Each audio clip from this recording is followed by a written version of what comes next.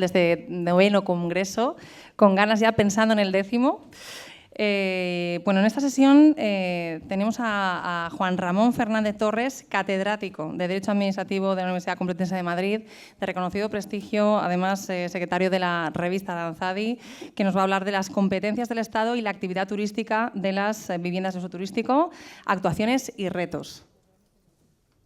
Bueno, buenas tardes. Muchísimas gracias por la invitación al anfitrión, que hago extensivo a título personal al profesor Juan Frank, que me da la oportunidad de volver a Ibiza. Bueno, estuve el año pasado, ya les diré, hablando de la reforma del reglamento de la ley de costas, que suscitaba y suscita mucha controversia. Ahí es cuando descubrí este centro cultural que no conocía, porque yo dejé de venir a la isla en el año 2007, vine durante 25 años con una casa familiar y venía a tomar el café aquí a Bonjoc y a comprar a Lina en el estanco el periódico. Así que esto lo conozco bien y me resulta muy grato volver aquí en este caso, para hablarles un poco de la visión que tiene un justpublicista como yo del tema de la regulación de las viviendas de uso turístico y los retos ante los que se encuentra. Cuando el profesor Juan Frank me invitó, yo inmediatamente comencé a repasar la prensa y con la intención un poco de ver un poco, coger el pulso a la situación. Resulta que todo eso ha sido desbordado por los ultimísimos acontecimientos. Saben ustedes, el propio martes, el alcalde de Madrid, José Luis Martínez Almeida, que me merece todas mis consideraciones porque es una persona muy seria, participó en un evento organizado por un gran medio de comunicación en el que estaba presente también el alcalde de Barcelona, Jaume Collboni, y hablaron precisamente de las viviendas de uso turístico y dijo el alcalde, iba a decir el abogado del Estado, dijo algo que a mí me llamó mucho la atención, porque justamente sobre eso, sobre lo que versa luego una parte de la conflictividad del asunto. Hizo una serie de afirmaciones un poco llamativas. Por ejemplo, que regular no es prohibir, cosa que es evidente. La regulación no equivale a la prohibición, sino a la ordenación en términos de racionalidad del objeto de la misma para producir un beneficio al bien común. Regular no es hacer cualquier cosa, tampoco. Regular no es una patente de corso para hacer cualquier tipo de norma jurídica. El alcalde anunció, y eso fue una gran sorpresa, si ven ustedes periódicos económicos como Expansión, ven la reseña que se hizo hace 2 días, el propio alcalde se atrevió a decir que en 3 o 4 meses estaría lista la regulación. 3 o 4 meses, me parece, claro. Un administrativista como yo sabe que en 3 o 4 meses, salvo un decreto ley, no se aprueba nada, absolutamente nada, en la administración. Pero no solo dijo eso, dijo que había que replantear el modelo de pisos turísticos para que vaya de la mano con la realidad económica, expresión que empleó poco más o menos literalmente. Dice que tiene que haber una normativa porque se está llevando a cabo una actividad económica como cualquier otro negocio, que es una realidad que hay que regular, muy bien, y que desde el punto de vista urbanístico es una actividad económica y por tanto hay que establecer los mismos parámetros, estoy leyendo, para esta actividad que para el resto de actividades de inmuebles de uso residencial de nuestra ciudad. Y eso a muchos de ustedes les suena como a mí. Resulta que el alcalde de Barcelona, que estaba presente, asintió a todo lo que dijo el alcalde de Madrid. Y resulta, y eso también lo recabé de la prensa, otro dato muy llamativo, a mí me parece, de Barcelona. Barcelona, el equipo de gobierno municipal acaba de presentar, creo que la semana pasada, el proyecto de presupuestos. Barcelona es una ciudad que ha sido manifiestamente renuente a la masificación del turismo de su ciudad y que ha sido particularmente beligerante en lo que se refiere al equipo de gobierno municipal anterior. Y resulta que el Ayuntamiento de Barcelona ahora, tanto hablar mal de la actividad turística y de las viviendas de uso turístico, y resulta que está contemplando un incremento del 3,9% del presupuesto para el año 2004, que en gran medida contempla un incremento de la presión fiscal sobre muchas de las actividades turísticas que se ejercen en la ciudad de Barcelona. Terrazas con eliminación de desgravaciones ligadas a la pandemia, pisos turísticos, cruceros, etc. Y resulta paradójico y contradictorio, en gran medida, con esa pretensión de incrementar la presión fiscal y, por lo tanto, obtener mayores rentas para recaudar más y esa cantidad adicional destinarla a lo que sea. Cuando resulta que desgranando un poco las cifras que maneja el Ayuntamiento de Barcelona, nos encontramos que de un presupuesto de casi 4.000 millones de euros, 3.750, que estaban en el proyecto, resulta que de toda esa cifra, solo 152 millones se van a destinar a vivienda pública. Eso es un 4% total de los ingresos previstos para el año 2024. Y esto es uno de los problemas que están indisolublemente asociados con el tema sobre el que versa este Congreso. La insuficiencia de las políticas públicas de promoción y de viviendas sujetas a algún régimen de protección pública. Lo que lleva al uso de la demagogia y hacer recaer el peso de la responsabilidad sobre el sector privado, como si el sector privado fuera el responsable de la falta de una política de vivienda pública que sea suficiente. Bueno, estos datos me sirven un poco para presentar un poco mi intervención. Entonces, aquí he hecho una pequeña presentación con la idea un poco de polemizar. Empezando por preguntarles qué tienen en común efectivamente Madrid, Barcelona, Nueva York, Florencia, París, Roma y Venecia. Bueno, pues que están de rabiosa actualidad por las medidas restrictivas que están implantando, algunas de hace un solo mes, apenas, para frenar el desarrollo del arrendamiento de viviendas de uso turístico. ¿Qué tienen en común abajo Ámsterdam, Malta, Cinque Terre, que está en La Spezia, en la provincia de La Spezia, en Italia, y un pueblo llamado Gethorn, del que no tenía yo noticia alguna, hasta que me leí la novela magnífica, Gran Hotel Europa, de Ilya Leonard Pfeiffer, del 2021. Pues que todas ellas son citadas por ese libro que está dedicado al turismo. El escritor es un brillantísimo escritor holandés que lo ha dedicado, ha hecho un análisis sobre el turismo y el efecto que está produciendo el turismo de masas en particular en la convivencia y en la proyección de Europa hacia el futuro, de la que dice que se va a estar convirtiendo en una especie de museo al aire libre. Y efectivamente todas ellas están sufriendo un impalable proceso de masificación turística.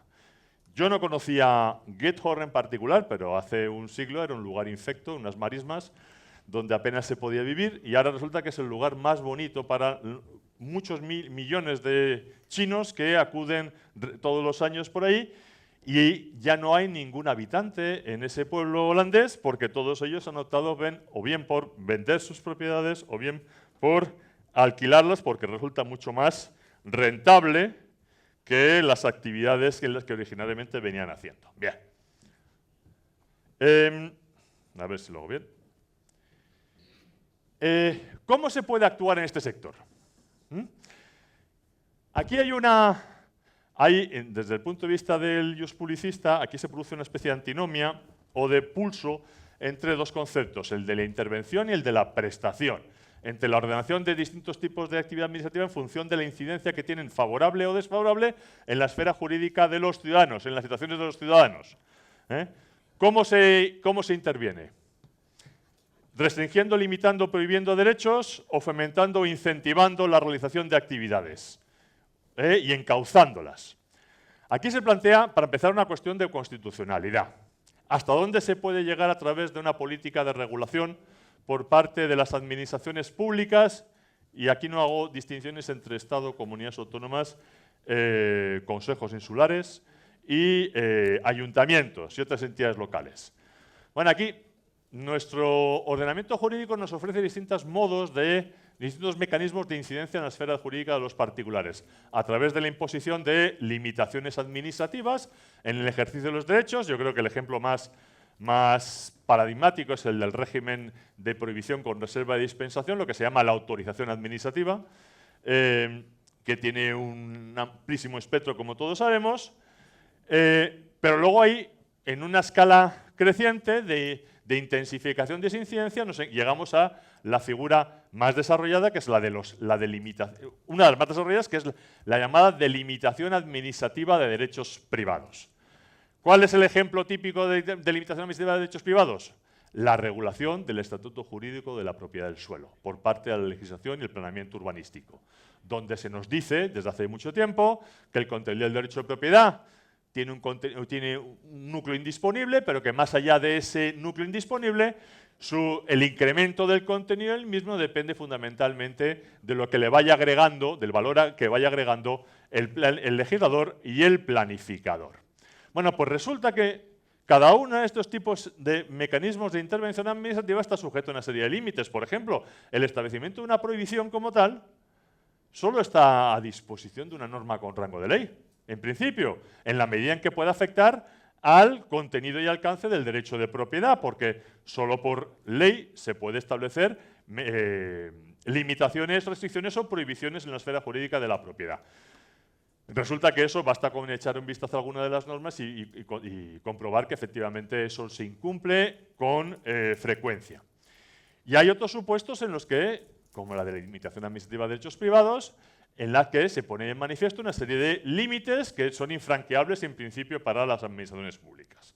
Bueno, o sea que hay problemas de constitucionalidad o cuestiones de constitucionalidad que muchas veces no nos planteamos, que las administraciones no se plantean tampoco, pero que constituyen límites que como tales deben ser respetados. Y por supuesto también en lo que se refiere a la regulación de la actividad turística. Bueno. Luego está el derecho europeo, claro, que va más allá de la esfera de nuestra Constitución española. Y el derecho europeo proclama entre las 4 libertades fundamentales la de prestación de servicios y la de establecimiento. Libertades que son los pilares de la construcción de la Unión, hoy Unión Europea. Y manifestación de esa libertad de establecimiento y de la libertad de prestación de servicios es esa directiva de servicios mal llamada, desnostada, maltratada por muchos, en la que se olvidan algunas de las ideas básicas sobre las que gira, que son, creo que, indispensables para salvaguardar dichas libertades. Por ejemplo, en lo que se refiere a las autorizaciones administrativas, muy bien, ¿se pueden implantar? Sí, pero se pueden implantar todas aquellas que respondan a un triple test: no discriminación, justificación objetiva y proporcionalidad. Si en efecto nos encontramos con la intención que tenga, llámese Gobierno Balear o el Consell Insular o un ayuntamiento con la intención de establecer algún régimen de autorización que se superponga con otro que ya existe, para empezar, ya la propia Directiva de Servicios dice que no se puede establecer más de un régimen de autorización administrativa que tenga un mismo objeto, lo que supondría la exclusión a radice del mismo. Pero si resulta que siendo un régimen de autorización administrativa previa, nuevo, resulta que no supera ese triple test de no discriminación, justificación objetiva o proporcionalidad, nos encontraremos con que ese régimen de autorización no tiene amparo jurídico. A ello se une además que la interpretación que ha hecho el Tribunal de Justicia de esa regulación va en la línea de ofrecer una lectura finalista, de manera que no se puedan introducir subrepticiamente mecanismos que sean restrictivos con el único objeto de limitar la actividad de los particulares. Luego hay otra ley a tener en cuenta que está amparada y que es transposición de derecho europeo, que es la Ley de Garantía de la Unidad de Mercado, de la que se sirve, por cierto, la Comisión Nacional de los Mercados y la Competencia para acudir ante la Audiencia Nacional y cuestionar algunas de las medidas que han implantado distintas administraciones públicas en este ámbito, como ustedes saben, con éxito desigual, que nos viene a decir que efectivamente sin una razón imperiosa de interés general que respalde una medida limitativa y no digamos ya prohibitiva, esta no puede prosperar y seguir adelante. Bueno, entonces nos encontramos efectivamente en la práctica que hay una legislación y una planificación, ya sea en el ámbito estrictamente urbanístico, como en el ámbito turístico, como en el ámbito comercial, que está ineludiblemente sujeta a límites. Y esos límites deben ser respetados necesariamente por una y otra. Es indispensable que concurra siempre y en todo caso una razón imperiosa de interés general que haga posible modular, condicionar o limitar los derechos, entre ellos, por supuesto, el de propiedad privada. Es verdad que la lectura que se hace a veces es discutible. Aquí, recientemente, han tenido ustedes en Baleares una sentencia en el ámbito comercial, que es la sentencia de 15 de diciembre del 2022, que ha venido a avalar el Plan Director Sectorial de Equipamientos Comerciales de Mallorca, por entender el Tribunal Supremo que la razón imperiosa de interés general invocada por el plan era suficientemente sólida como para amparar las restricciones en cuanto a la implantación de equipamientos comerciales según en qué zonas de Mallorca.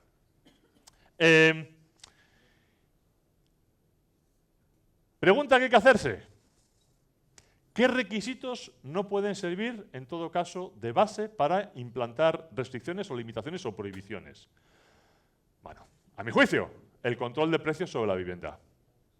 No tiene justificación. ¿Por qué? Porque es un requisito económico.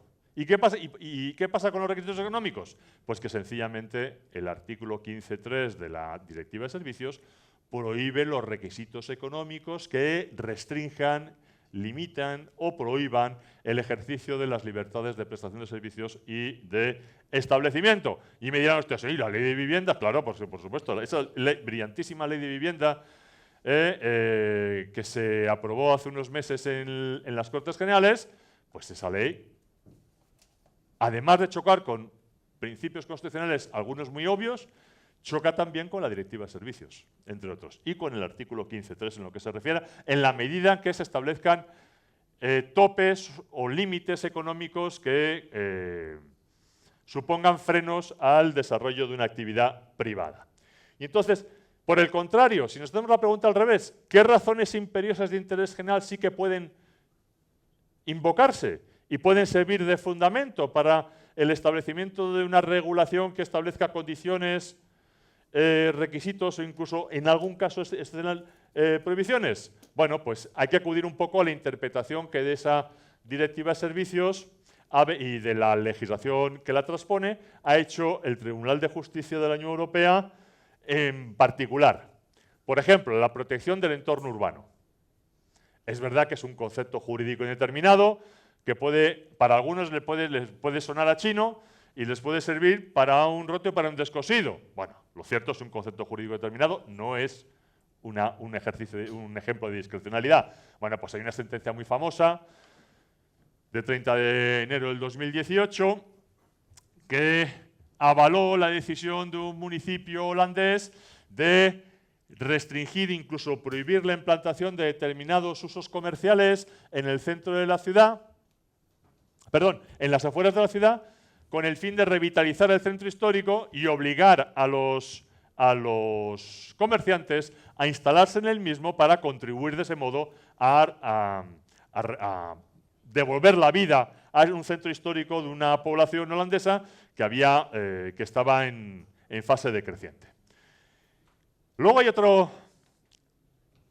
Si consultan ustedes la Directiva de Servicio, verán que son muchos las posibles razones de interés general. Pero hay otras, pero no son las únicas posibles. Y de hecho, el municipio de París, y eso creo que lo hemos hablado incluso en la comida, invocó como una razón imperiosa de interés general para restringir la implantación y expansión de viviendas de uso turístico la necesidad de combatir la escasez de vivienda disponible en el centro de la ciudad. Bueno, en una sentencia, a mi juicio, muy discutible del Tribunal de Justicia, vino a avalar lo que hizo el Ayuntamiento de París, limitando la implantación de nuevas actividades de uso turístico, algunas con argumentos muy poco convincentes, porque efectivamente había quedado acreditada la escasez de vivienda en el centro de París y había que contribuir a rebajar la presión sobre la oferta y demanda y permitir de ese modo que ésta normalizara precios de en adelante. Bueno, es un argumento a mi juicio que no es convincente, pero el Tribunal de Justicia ha tenido la última palabra y lo ha resuelto en esos términos.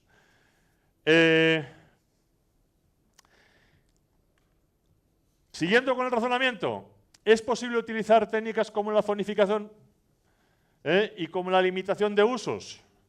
Pues sí, sí es posible, en abstracto es posible, pero es posible dentro de los límites que establece la Directiva de Servicios, es decir, dentro del respeto a los principios de no discriminación, el principio de necesidad y el de proporcionalidad. Es decir, cualquier medida de ese tipo de zonificación que discrimine unos frente a otros, que los restrinja o los prohíba en su caso, en función de argumentos tales como la escasez de vivienda disponible y demás, eso requiere en todo caso de una motivación, una justificación objetiva y de un juicio de proporcionalidad para que esa medida sea adecuada al fin perseguido en todo caso. Nos hemos encontrado recientemente, y yo con eso voy a ir acabando, con que el Tribunal Supremo ha venido con sus sentencias en los últimos 3 años a respaldar la ordenación urbanística que habían introducido una serie de municipios. Bilbao es un ejemplo, pero no solo Bilbao, Barcelona también lo conocemos por su plan especial famoso, y otras localidades. En definitiva,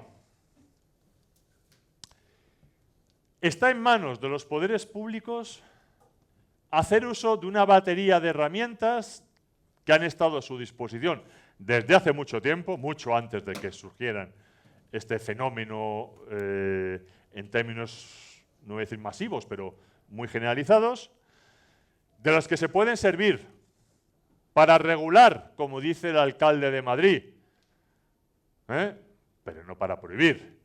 Porque si se quiere prohibir o limitar en términos tales que se haga inviable la actividad que sea, hace falta que las administraciones públicas hagan y superen ese triple análisis que requiere respetar los principios de no discriminación, de justificación objetiva y de proporcionalidad. Porque de otro modo, esas medidas están en el alambre. Yo decía hace un momento, antes de entrar, que hay algo que han olvidado las administraciones públicas y que yo creo que es de sentido común, porque se han lanzado muchas de ellas a anunciar medidas antes incluso de redactarlas y a aprobarlas antes incluso de someterlas al criterio de la Unión Europea. Pero hay una forma de salvar muchas de esas posibles objeciones, que es porque es justamente algo que establece la propia Directiva de Servicios. Las administraciones públicas deben recordar, porque parece que se les olvida, que antes de hacer entrar en vigor y que comiencen a producir efectos las medidas normativas o en forma de planes que establezcan limitaciones, restricciones, condiciones o prohibiciones, deben someterlo a la consideración de la Comisión Europea para que ésta las examine desde el punto de vista de la Directiva de Servicios. Y si efectivamente ésta lo hace, y lo hace en el plazo de 3 meses, dice la Directiva de Servicios, que no, en la práctica no es así, es un poco más, y efectivamente cuentan con el aval luego de la Comisión Europea, difícilmente esas medidas van a ser objeto de cuestionamiento ante un tribunal. Desde ese punto de vista, del respeto o no de las libertades de establecimiento y de prestación de servicios. Eso es algo que no se lo plantean las administraciones públicas porque a veces actúan apresuradamente, pero si lo hicieran, sabrían la potencialidad que tiene la sujeción a ese control previo, ese examen previo de legalidad por parte de la Comisión Europea, que una vez superado, legitima aún más esas medidas y hace muy difícil que éstas puedan ser, en su caso, anuladas en un recurso ante los propios tribunales. Yo creo que ahora mismo el planteamiento, por lo menos el anuncio del planteamiento del Ayuntamiento de Madrid, es muy discutible, tal y como lo ha expresado el alcalde. Es lógico que hay una preocupación por regular, pero la regulación solo puede ser admisible en los términos en los que les he expuesto yo. Y esa es mi opinión a la vista de mi conocimiento del derecho europeo, del que creo que estoy un poco familiarizado. Y yo creo que con eso, si quieren, interrumpo mi intervención, o la paro y me someto a sus preguntas, si quieren hacer preguntas más concretas, o si quieren que polemice y entre más al detalle, he querido evitarlo, deliberadamente. Pero estoy dispuesto a responder a todo lo que quieran al respecto. ¿Se podría llevar una moratoria ante la Unión Europea y paralizarla? Vamos a ver, lo que dice la Directiva de Servicios, no recuerdo el artículo, es que antes de la entrada en vigor de cualquier medida que establezca una limitación, restricción o condicionamiento o prohibición que pueda afectar a las libres prestaciones de servicios y de establecimiento, antes tienen que someterse al juicio de la Directiva de Servicios. Con lo cual, la moratoria no debería entrar en vigor. No debería entrar en vigor. Hombre, ¿y qué pasa si entra en vigor? Pues ya saben ustedes que no es inverosímil que se pueda formular una denuncia ante las instituciones europeas, ante la Comisión Europea, y en ocasiones algunos de los procedimientos que inicia la Comisión Europea, algunos, un buen número, son precisamente como consecuencia de denuncias formuladas o bien por particulares o por grupos o colectivos u organizaciones representativas de interés colectivos. O sea que la moratoria, en mi juicio, no puede entrar en vigor sin someterse previamente a un examen de la Comisión Europea, en la medida en que contenga ese tipo de medidas limitativas, prohibitivas o condicionantes que restrinjan de algún modo el ejercicio de los derechos de los particulares. En este ámbito también.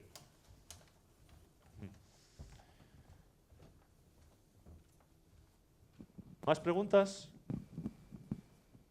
Juan Ramón, antes de que te vayas a comandancia a impartir una clase, ¿la mala regulación está debidamente sancionada o no? Mala regulación. Exactamente. La mala regulación sale barata. Sale barata. Para un funcionario le se puede salir caro una mala actuación, pero la mala regulación sale barata para el responsable de que ésta haya salido adelante. Sale muy cara para el erario público y sale más cara aún para los particulares que se ven afectados por las consecuencias de esa mala regulación. Y luego nos encontramos efectivamente con que una deficiente regulación puede dar lugar a ocasionar daños y perjuicios a los particulares que no tienen no tienen el deber jurídico de soportar y que se vean en la obligación de ejercer acciones de responsabilidad patrimonial contra el propio Estado legislador. Bueno, en los últimos años hemos visto algunos ejemplos, algunos muy notorios en el ámbito de la defensa de la competencia, precisamente de acciones de responsabilidad que han prosperado y que han supuesto un golpe duro para el Tesoro Público. Aunque, lamentablemente, no es la norma, porque es verdad que la mala regulación sale barata, muchas veces. ¿Más preguntas? ¿No? Muy bien, pues muchas gracias. Pues muchísimas gracias.